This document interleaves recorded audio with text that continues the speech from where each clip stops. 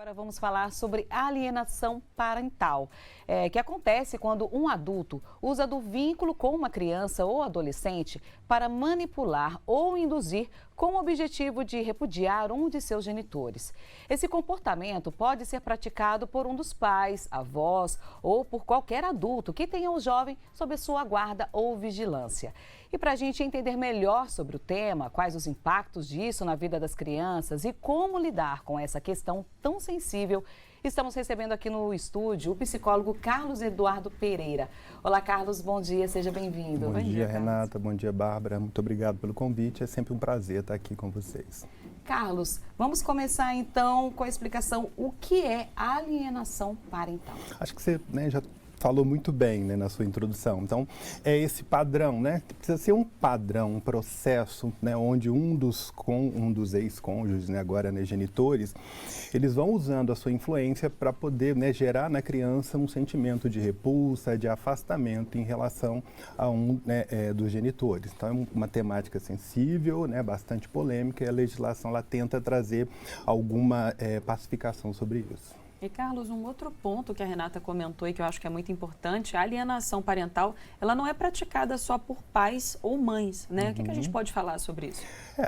Qualquer pessoa que tenha o contato, que tenha o poder de influência sobre a criança, e aí a gente vai pensar em avós ou algum responsável legal, eles podem sim também exercer essa alienação parental. A alienação parental ela se refere ao mecanismo de afastamento, o mecanismo de geração de uma repulsa mesmo, de uma dificuldade da relação da criança com um dos genitores. E você falou dessa questão da influência, no caso de uma criança que enquanto os pais estão trabalhando, fica com um tio, com uma tia ou com algum vizinho, isso também pode ser considerado alienação parental? Também, porque tem relação o tempo todo com esse processo. Então, na medida em que a criança vai tendo contato com discursos que vão gerando nela uma sensação, uma impressão de que um dos genitores ou não gosta ou minimamente não tem com ela uma relação que seja saudável, e aí a gente vai pensar até mesmo na ocorrência de crimes, de violência doméstica, enfim. Isso gera um afastamento, e esse afastamento é que seria aí uma alienação. Então, quando um dos genitores é obrigado a perder o contato ou perde o contato com a criança em função dessa manipulação, isso a gente chama de alienação. A legislação chama de alienação parental. Carlos, e quais são os principais fatores que podem levar à ocorrência da alienação parental em um contexto familiar? O que, de certa forma, pode acabar estimulando? O que a gente vê muito frequentemente, aí, uma experiência clínica, a maior dificuldade das pessoas é de encontrar mesmo um consenso, o diálogo, de encontrar um caminho, às vezes, para os conflitos que se estabelecem. Se a gente for pensar, as pessoas quando estão numa relação afetiva, elas já têm dificuldade de encontrar um equilíbrio. E quando, então, elas se separam, isso gera ainda mais desafios. Então, a gente observa que existe uma tendência das pessoas a utilizarem a criança como um objeto de disputa para comprovar, eu estou certo, você está certo, enfim. E a criança fica no meio dessa disputa e gradativamente ela vai acabar sendo obrigada a escolher um lado, que é uma das coisas mais perversas que a gente pode imaginar. Tiago Oliveira e a Solange estão acompanhando o nosso bate-papo pelo YouTube. Um abraço, um beijo especial para vocês. E vamos seguir o nosso bate-papo. Carlos, quais são as condutas mais comuns do alienador? A gente está falando de um contexto geral, mas quais são as características dessas atitudes? Quais são essas ações? As ações mais frequentes se referem, primeiro, à questão de um discurso, onde você vai atribuir características para um dos genitores, características perversas, características de abusadores, Então, às vezes existem falsas acusações mesmo de que o pai ou a mãe, enfim, tem uma relação abusiva com a criança. Então, isso é uma das práticas que a legislação prevê. E, às vezes, nessas acusações irreais, as crianças são até colocadas nessa situação, tendo que falar uma mentira. Exatamente. Existem aí relatos de que, dentro de processos legais, onde as crianças são manipuladas para tomar o partido de um ou de outro e são treinadas dentro de um discurso para se posicionar em relação favoravelmente ou contrariamente, dependendo aí do que é um absurdo, colocado. Demais. O Carlos, e como de fato identificar que a criança está sofrendo uma alienação parental?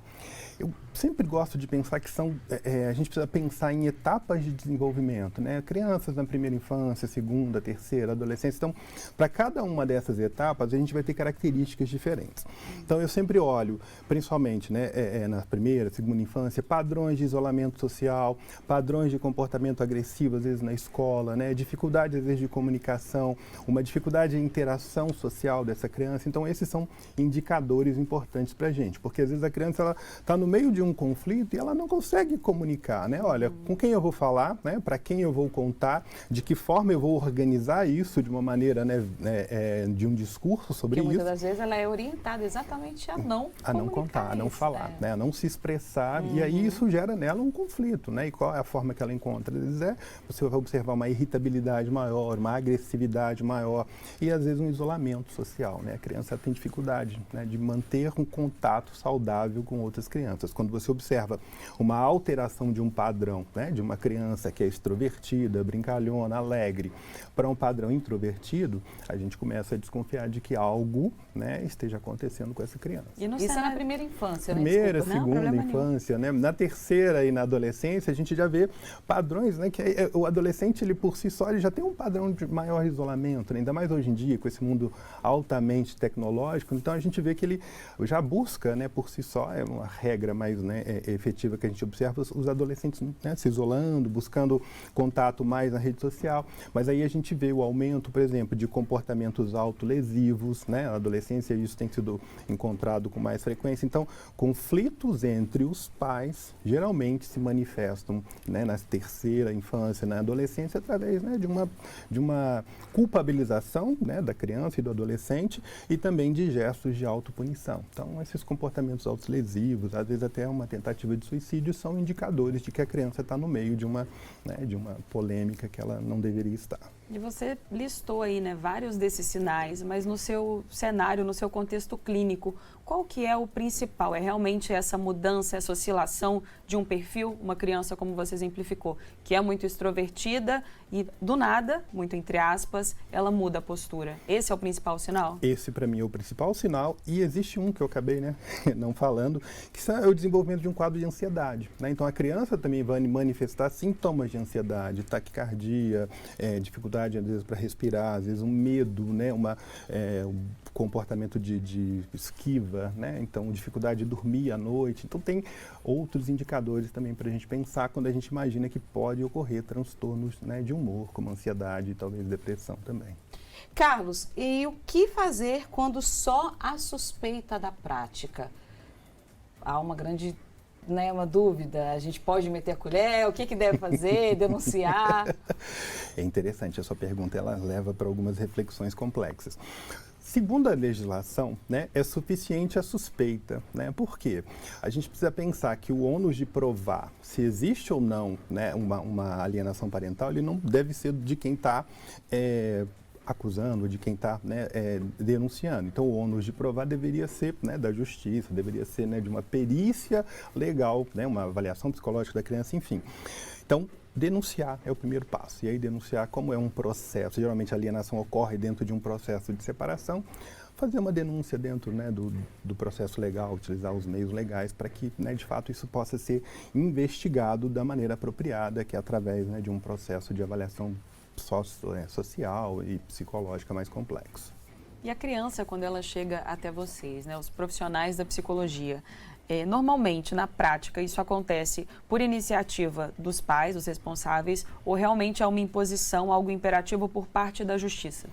O que tem chegado mais, e aí a gente, né, observa que esse é o padrão mais frequente, é que as pessoas hoje elas já têm uma dificuldade anterior, né? Por exemplo, se um casal, quando chega, né, às vias de uma separação, eles já se preocupam em buscar assistência psicológica, né, para os filhos, para que eles então consigam lidar melhor com a separação. Principalmente por quê? Porque separação é extremamente doloroso, né? É um processo extremamente conflituoso e a gente não tem, né? A maior parte das pessoas não conseguem lidar de uma maneira adequada com isso. Então, elas já procuram o atendimento psicológico de uma forma até preventiva, né? A gente às vezes até fala, olha, não existe nenhuma questão específica nesse momento. Então, talvez a gente possa acompanhar neste momento mais difícil, mais doloroso, né? Da separação. E se vier a acontecer alguma coisa, a gente, né, mantém. Mas do contrário, a gente, né, geralmente não mantém um acompanhamento por muito tempo de crianças que não tem uma questão maior. Quando, durante esse acompanhamento, você percebe, né, que aí a gente, para acompanhar a criança, você conversa com ambos, né, os genitores. E aí quando você percebe um conflito muito grande, a incidência, né, de uma dificuldade maior de diálogo, a gente às vezes mantém a criança para que você então consiga proteger, né, a criança desses conflitos e consiga gerar consciência nos pais de que o maior, né, objetivo, né, deles deveria ser olhar, né, para o bem-estar da criança, o que às vezes se perde um pouco nesse processo. Carlos, há uma interação de uma telespectadora, ela está compartilhando com a gente uma situação que aconteceu com ela. Meu ex-marido abusou da minha filha há 3 anos e hoje a família dele inteira virou as costas para ela ao invés de acolher. Isso é uma alienação parental? Como ajuda a minha filha? Esse aí né, por isso que eu falei que é um tema delicado e polêmico, né? Algumas pessoas, alguns estudiosos, né, da psicologia vão dizer que a lei de alienação parental, ela precisa ser tomada com cautela, porque ela tem servido em alguns momentos, né, como um mecanismo de proteção para o abuso, né, para a ocorrência de violência contra a criança. Então, essa é uma das questões complexas. Então, essa mãe está exemplificando para a gente das críticas, né, mais severas que se faz à lei de alienação parental. Por quê? Porque ela deveria simplesmente poder denunciar, né, que ela suspeita do que aconteceu, e a justiça, então, investigaria o contexto e ela, então, receberia todo o apoio que é necessário. O problema é, dentro, né, da legislação de alienação parental, cabe a ela também prover provas, né, de que isso está acontecendo. Então, isso gera uma dificuldade. Por isso, talvez ela esteja nesse momento complexo aí de ter dificuldade de relacionamento com as outras pessoas. Por quê?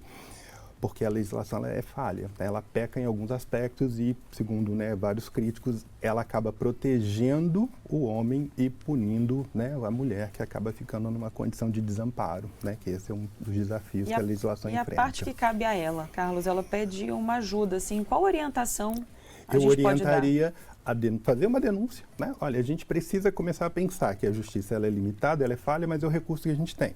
Então, denunciar, né, e acompanhar. E, de fato, ela vai ter que passar por um processo doloroso, né, de investigação, né, né, enfim, de avaliação aí de se de fato ocorreu ou não ocorreu. Mas como ela está dizendo que ocorreu, a gente precisa, de fato, proteger essa criança para depois, então, tá bom, se não tem alienação, se não tem, violência, a gente deixa o contato dessa criança voltar ao normal, com o pai. Mas se houver violência, a gente precisa, né, proteger essa criança disso. Então, o primeiro passo psicológico, né? Para mim é fundamental. Isso não existe, né, a possibilidade de passar por esse processo sem um acompanhamento de um profissional. O Centro de Apoio Operacional do Ministério Público estima que mais de 20 milhões de crianças no mundo sofrem com isso. Já no Brasil, uma pesquisa do IBGE aponta que cerca de 80% dos filhos de pais separados lidam com esse tipo de violência psicológica diariamente. São dados preocupantes e que precisam ser combatidos. Concorda comigo, Carlos? Bom dia novamente. Bom dia novamente. Certamente, né? Eu acho que o problema que chega, né, quando a gente olha essas estatísticas, é a gente pensar, né, que a gente está falando de pais, né, de mães, de responsável por crianças que deveriam ter a função de protegê-los, né? Então, de fato, algo aí está alterado e a gente precisa retomar essa discussão. Tá bom, qual é o principal papel dos pais, né? Eu acho que eles estão esquecendo disso nesse processo de separação e isso tem gerado muito sofrimento nas crianças. Carlos, e quais são os principais impactos psicológicos e emocionais nas pessoas que estão sujeitas à alienação parental? Mais especificamente as crianças. Eu, né, vejo essas questões. Então, a gente vai ter alteração de comportamento, né? Principalmente aqueles padrões que a gente tinha comentado, às vezes um aumento de uma irritabilidade, um aumento de uma agressividade, né? Então, isso é bastante frequente. A gente vai ter a possibilidade do surgimento de transtornos psicológicos, né? Como ansiedade, depressão, né? Os comportamentos autolesivos, até mesmo tentativa de suicídio.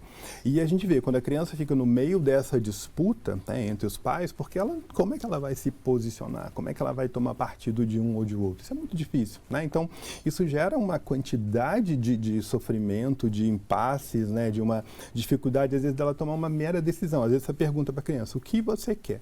E ela não consegue se posicionar. Por quê? Porque o que ela quer é condicionado, às vezes, pelo que o outro quer e, né, e eles nunca têm um acordo entre eles. Então, é muito sofrimento, é o tempo todo, né, essa pressão. Então, imagino que talvez sintomas de ansiedade sejam muito frequentes nessas crianças. E essas consequências, elas podem acontecer também a longo prazo? Ainda que tratado enquanto criança, mas uma situação que é tão traumática e que fica enraizada naquela pessoa a ponto de no futuro ela ser um adulto com algum problema específico. Nossa, ótima a sua pergunta, né? Que eu vou falando das coisas específicas e agora esqueço, né? Do impacto no desenvolvimento.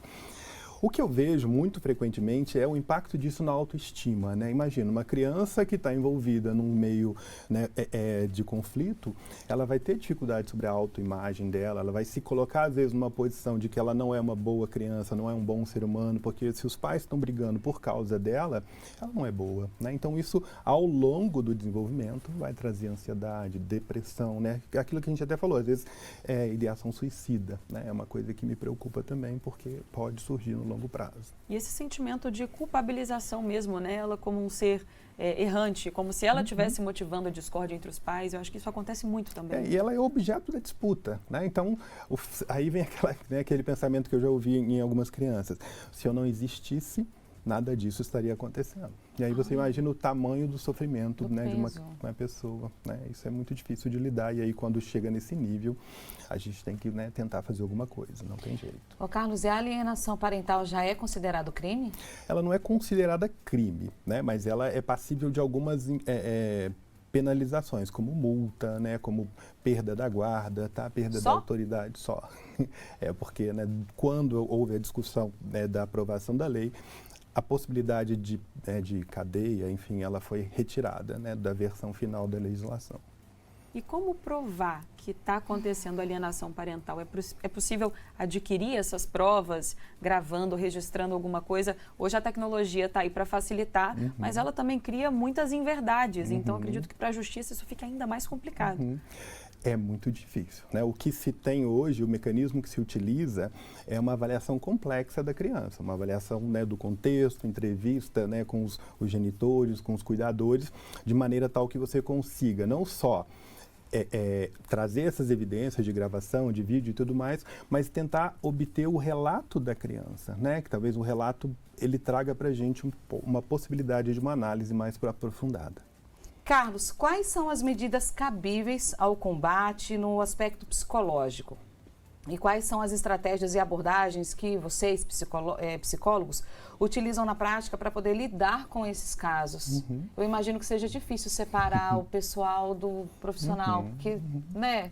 Ainda mais quando são crianças. Dá vontade de abraçar e é meio difícil, né, não se envolver. Renata, a sua pergunta ela é excelente porque leva a gente para uma reflexão, né?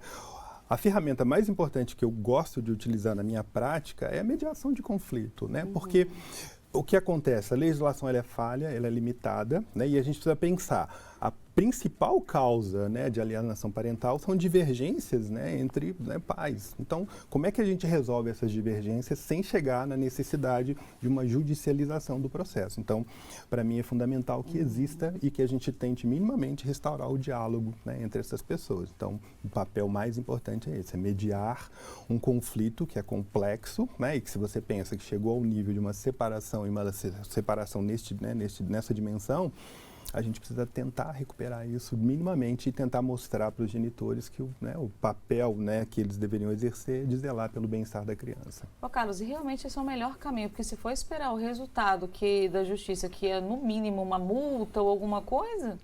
Acho que esse é o ponto para mim, né? A gente, né, e aí das críticas também que se faz à legislação de alienação parental, é que ela às vezes ela impossibilita, né, e ela dificulta e ela acirra os conflitos entre as pessoas, como, né, que grande parte das vezes a gente procura tá certo, né? A gente quer, tá bom, eu tô certo e naturalmente para eu estar certo o outro tá errado.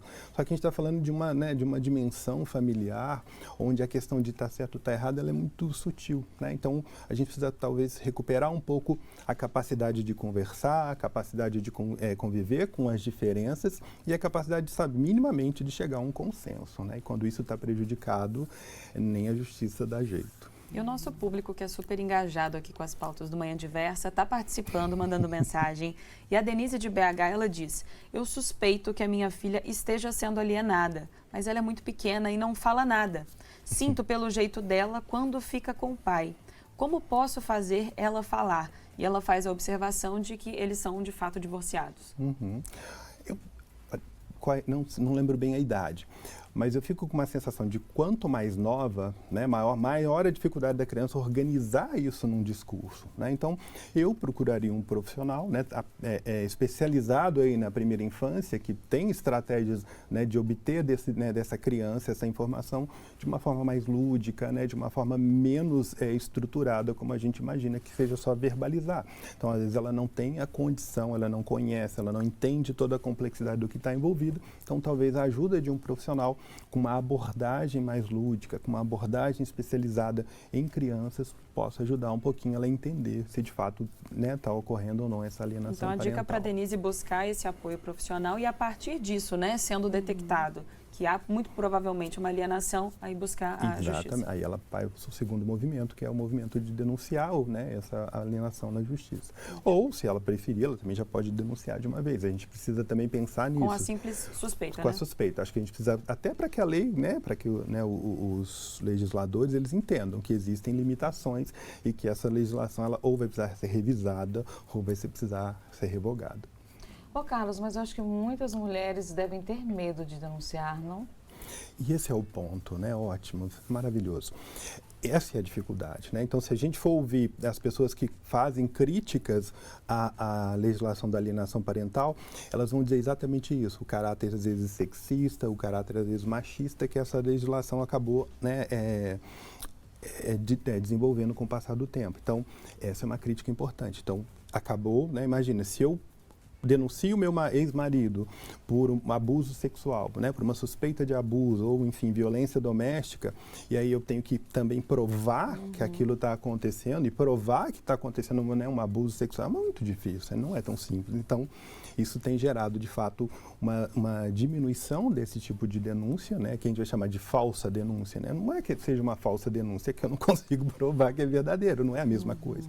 Então, a legislação ela tem falhado nesse aspecto e tem sido extremamente criticada por isso, desde o primeiro momento de publicação. E talvez nesses ambientes familiares, muito da resistência venha também daquele medo de piorar a situação, né? Então, às vezes, uma mãe ou um pai que está suspeitando de que há a alienação, ai meu Deus, se eu levar para a justiça, o clima vai ficar ainda pior, a atmosfera vai respingar no meu filho. Então, acho que deve vir muito disso também, né? E o Wesley Custódio, que é de Sarzedo, em Minas Gerais, ele pergunta: quando é identificado ou quando é flagrado o ato de alienação parental, como eu devo proceder?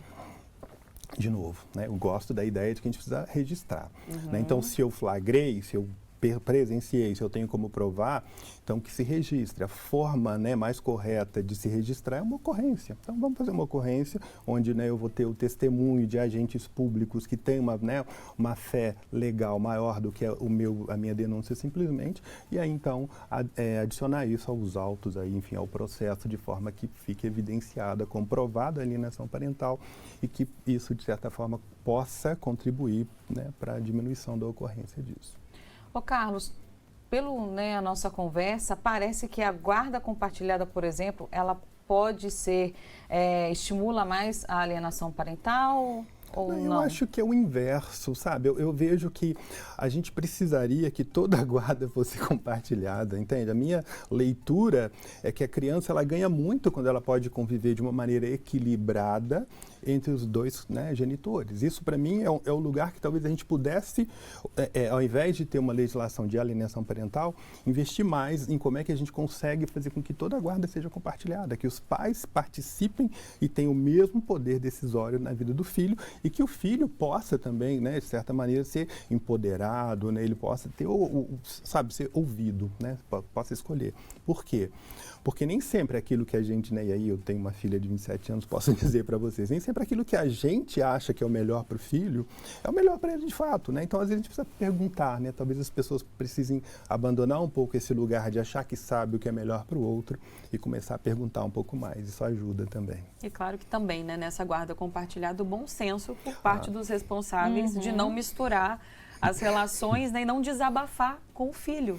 Isso é engraçado, né? Você trazer isso é uma questão, né? Mas na minha compreensão, isso é um pressuposto, né? Básico, tipo, eu preciso proteger o meu filho dos conflitos desnecessários. Eu não posso usar o meu filho como, né, um pombo correio das minhas insatisfações com, né, o outro genitor. Isso não é bom, isso não é saudável.